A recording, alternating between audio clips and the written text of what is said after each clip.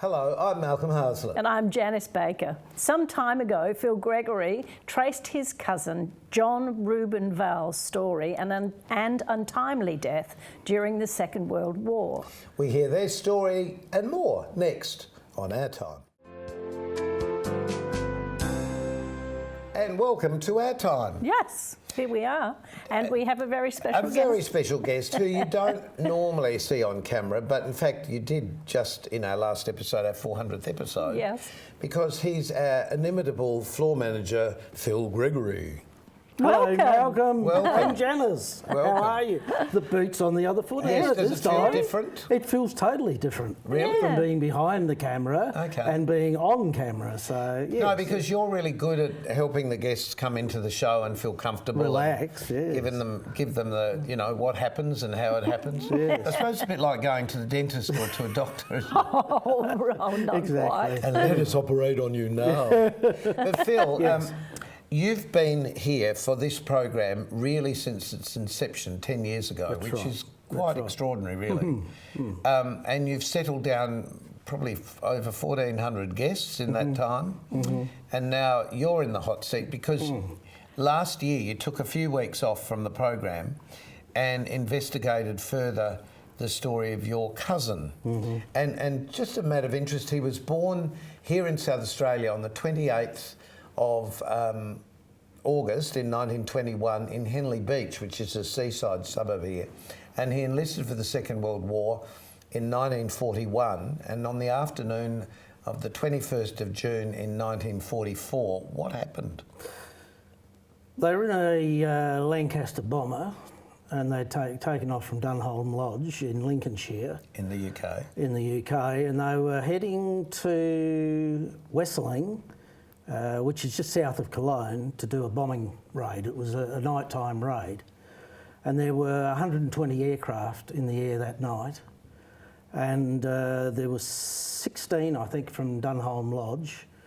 After the sortie had finished, after the bombing run had finished, out of the 120, there were 37 planes lost.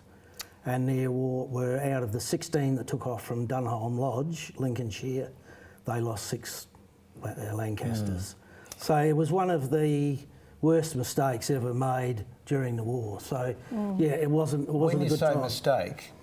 Well, you've got to remember it was a critical time of the war. It was, D-Day was 2 weeks before, and they were throwing everything at the Germans. And I think they underestimated the force of the Luftwaffe and how good they were. And in fact, the person that shot down the Lancaster was actually a nighttime ace German pilot. Right. So And they took off. They were all desperate. Of course they were. I mean, They were throwing everything at it. While we think it's on our side sort of thing, there was another side that was also in the same position. Of course. With the same family members and the same story, today, I It was a guess. huge loss, though, that Absolutely. night. And, it was just one of those things, a part of the time. So as a boy, how did you find out about this? It was through actually in the 50s when I was very young. And we had on the mantelpiece, as you do, you had photos and things Family like that. members. Family things. Yeah. And there was a chap in this uniform, Air Force uniform. And I asked Mum, I said, who's that? And she said, oh, that's my cousin. He was shot down in Lancaster during the war. And the Dutch people have tended their graves ever since. And that was it. That's the last I heard.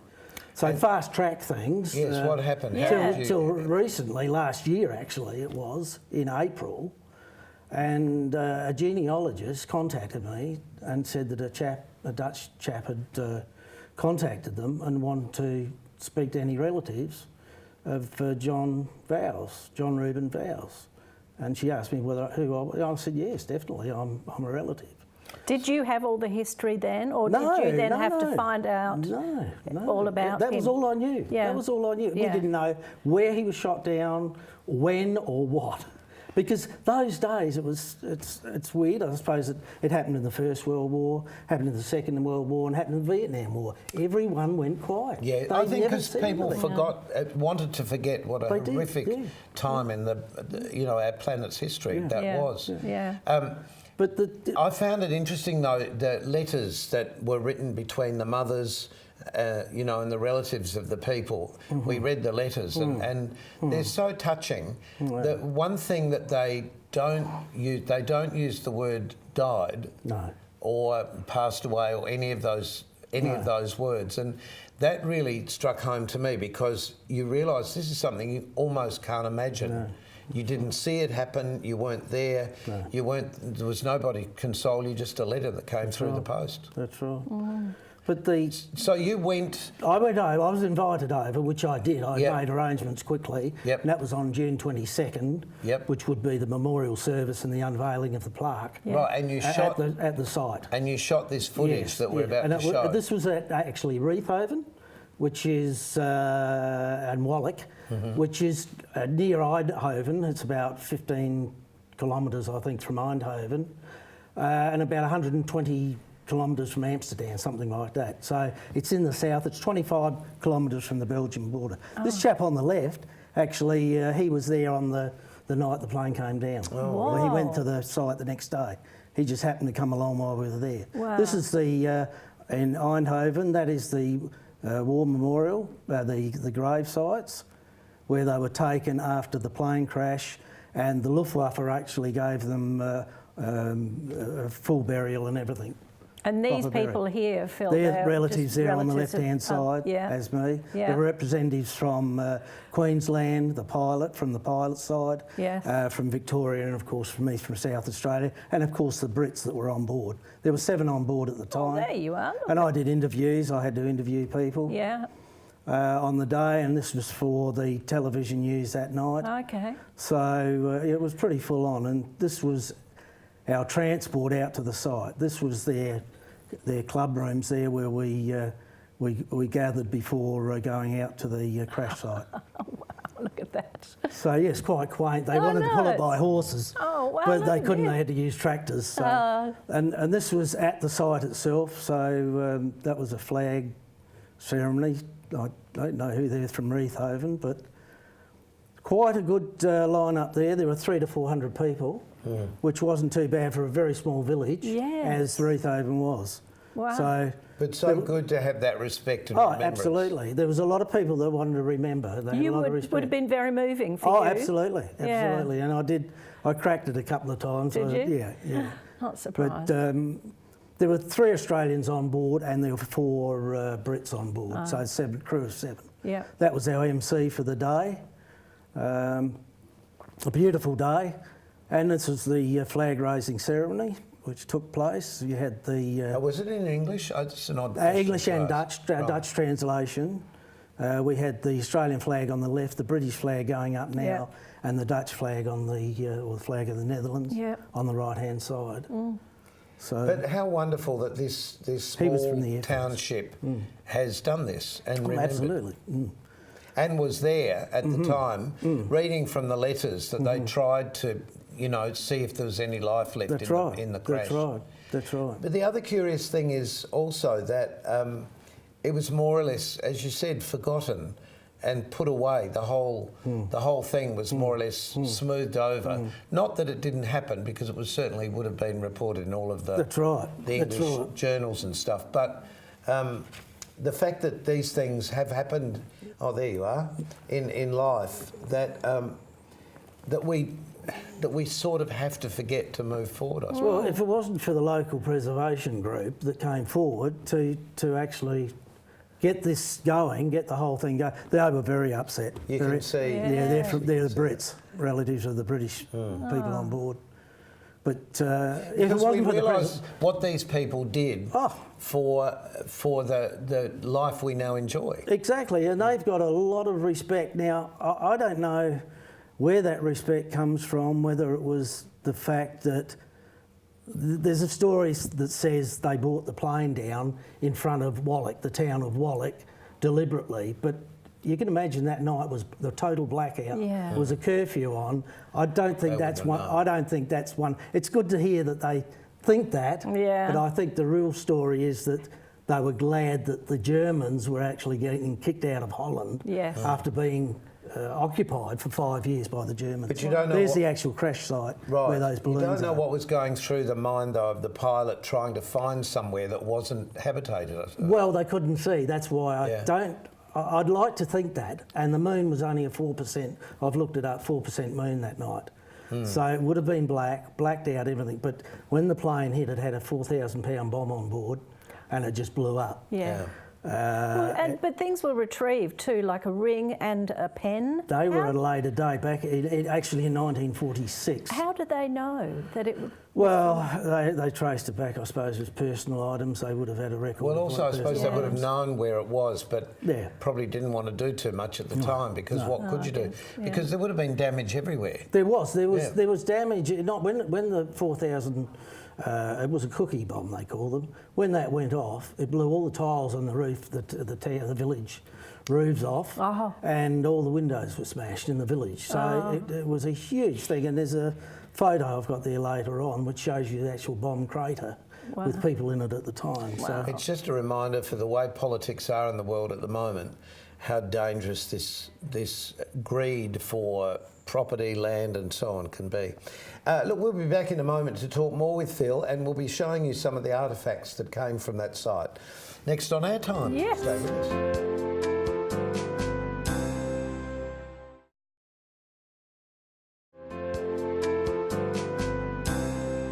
There's a few things here that Phil's brought back. Yes. So we're talking to Phil Gregory, who is actually our floor manager, about a trip that he took last year. Phil, this was the book that everybody got a copy of, wasn't it? That's who right. attended Yep. this service, we've got 4 or 5 copies. memorial services. It was a memorial service. And these were the guys who were on the plane. But that was the crew, British and Australian. inside, this is the plane that was flying. I just noticed in the back here, would that have been the gunner? Yeah, that's the turret, the centre turret. A Brit was in there, British gunner was in there. Australian was in the rear turret at the back, and the bomb aimer was in the front. Right up here. After the plane crashed, there was actually who was found in the wreckage was the pilot, the navigator, and the radio operator was still strapped in, which was Your cousin. My cousin was the navigator on board. Yeah. They were strapped in. The others had bailed out of the aircraft, but it was too low, and they were killed as they hit the ground. Yeah. So my cousin actually stayed with the aircraft, as did the pilot. Yes. Presumably trying to put the fire out. Yes, of course. Well, just to give an idea of size, so this is a piston. That is piston off a Rolls-Royce Merlin engine, which has been made into an ashtray. Oh, so it's an aluminium. So you can imagine 12-cylinder. But 12 cylinders on the Merlin. It's got here even stamped into made in England on the other side. Yeah. So it so it gives you an idea. The enormity. Yeah, how big the planes and how powerful they would have been. Absolutely, yes. Just incredible. So the 4 of those engines, and you can imagine the wheels on the thing were huge. And the noise they would have made. Exactly, going over. And one of the chaps said at the time, he said, when he got to the site, he was only a kid, he couldn't get over the size of the wheels. They were huge. Really? So yeah, they were big aircraft. Wow. Well, speaking of the aircraft, this piece of metal, it's amazing when you think I'm handling something that crashed in a foreign country to us so long ago, and the heat melted it to this degree. Yeah. That was found, I believe, in about June 2018. So most of when we got there last year, everything had been cleaned out. They'd scoured the ground. There's nothing left whatsoever there. That is a priming pump for the Rolls-Royce Merlin engine. Now these were given to me by Adrian van der Zandvoort. I hope I got that right, Adrian. Kindly gave those to me to bring back to Australia. So I was really wrapped in that. It's really quite something to have, isn't it? Yeah. And even more so, these medals obviously posthumously given. Absolutely, yeah. So I wore them on the day. But there are some photos that actually show the location of that panel. That was the crumpled piece of metal was from the panel under the wing, an observation panel. Gosh. So they've worked that out. Yeah. So you were wearing these I was in that wearing footage, those on were the you? day. The replicas, the originals are in the War Museum in Canberra, as Right. with his diaries and other things that were donated to the War Museum. And the letters? And the letters, I don't know where the letters are, I don't know, okay. but they are the copies of them. I Yeah. don't know who actually So, owns those. Phil, at the end of the day, what has all this actually meant for you, to you? Well, it's been a closure for me. I mean, it's not as though I haven't remembered it. No. It's been in the back of my mind all these years, and of course, having lost Mum last year as well, it was sad she didn't know about it, the full story about it. But it's been a closure for me. It's been an honour to go to Holland Absolutely. to represent my cousins that are left in the family. Yes. Sadly, they couldn't go. No. I was the only one that could go, and it was an honour to go there. And I was look, I can't speak highly enough for the Dutch people. I was welcome wherever I went. They were absolutely terrific, and I think that's bonded our 2 and 3 countries, including Great Britain, together made us a lot closer. And because, you mentioned the Vietnam War at the beginning, and I lived through that period, and the country wasn't fair to the boys that went across, and the girls too, for that matter. Most of the people that we're more familiar with were performers who went across. Yes. But strangely enough, I've not talked about this before, but I was 18 and I was working at the time as a shop assistant in the Myer Emporium, and then the department right next to me was Errol Noack, who was the first Australian killed in Vietnam. And it was interesting because when he went, all of the older men who'd lived through the Second World War were, on the back, it'll make a man of you, you'll have a great time and so on. And then the day that it was announced that he had died, there was just this solemn mood that went over everybody. It was as if the whole department had been covered with a black cloth sort of thing. And that's when you realise how terrifying war is on the people left behind. The person that's gone's gone. But the people, and right to this day, we're still talking about this one man of millions that were killed. Well, I think it's a good thing, and in the footage that we saw previously, there are children involved, and that's what they did. They went to the schools, they did projects on the crash, and they were present at the memorial. Yes. And I think that's a great thing because quite clearly, 75th anniversary this was. We're not going to be around for the 100th year, I don't think.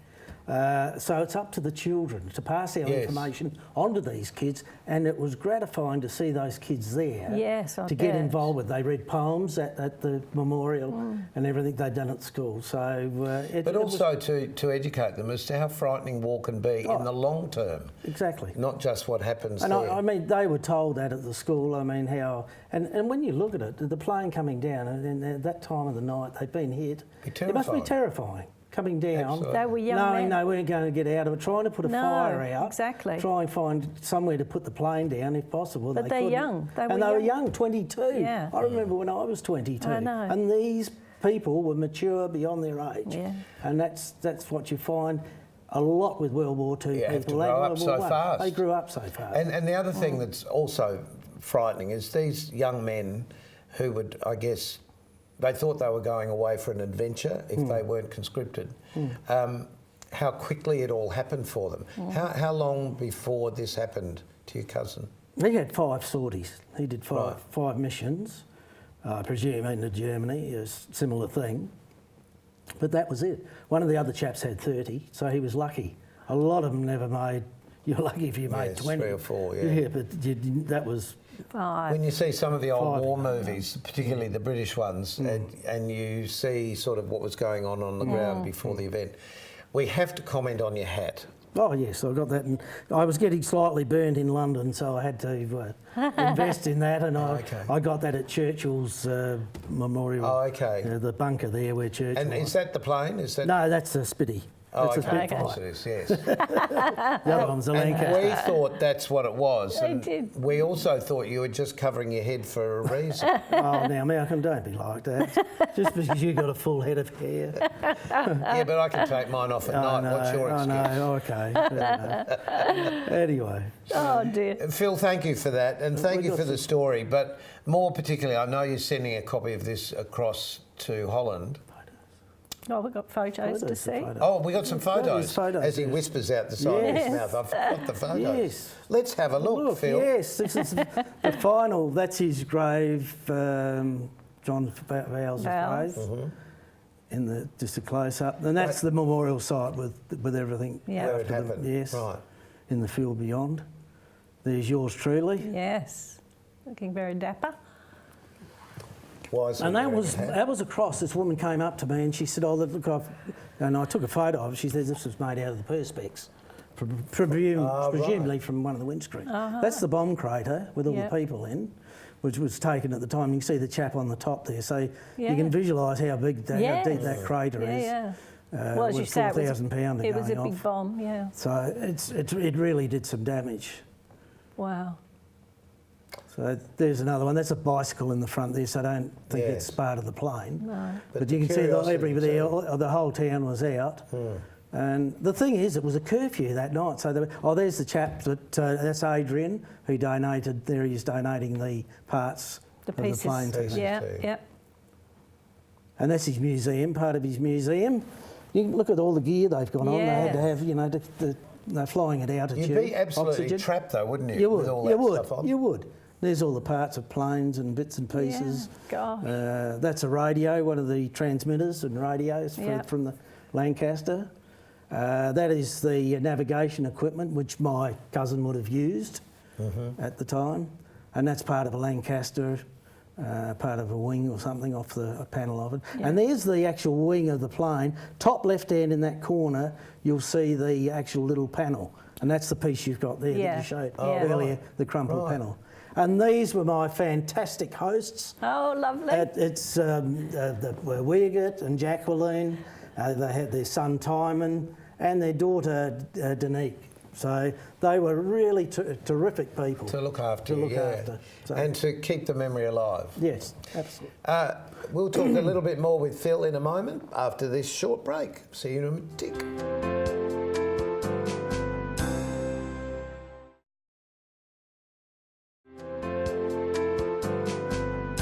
We're back for a final chat with Yes. Phil Gregory, our floor manager, who's just told us this fantastic story. Phil, how important do you think it is to keep these stories alive, both in a family and just generally? Well, I think I touched on it before. As far as the children are concerned, I think we should be passing this on to the children to keep the memories to keep alive. the memories alive. Absolutely. And But don't you think that's good advice for everybody and for every family? I think it is. We're sort of afraid to go to visit cemeteries or, places that ashes are kept. But in fact, in our family, we have some plots of land up in the hills where my parents are buried, and my family's younger children, the new family coming in, if you like, go there, a couple of times a year on birthdays and things.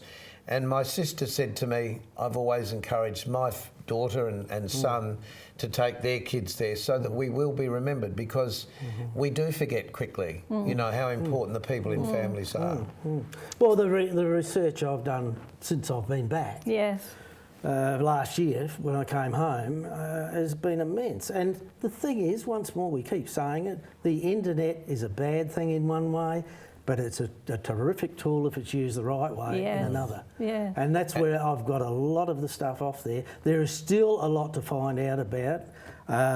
Adrian is going to The Hague next, what was that? That was last year.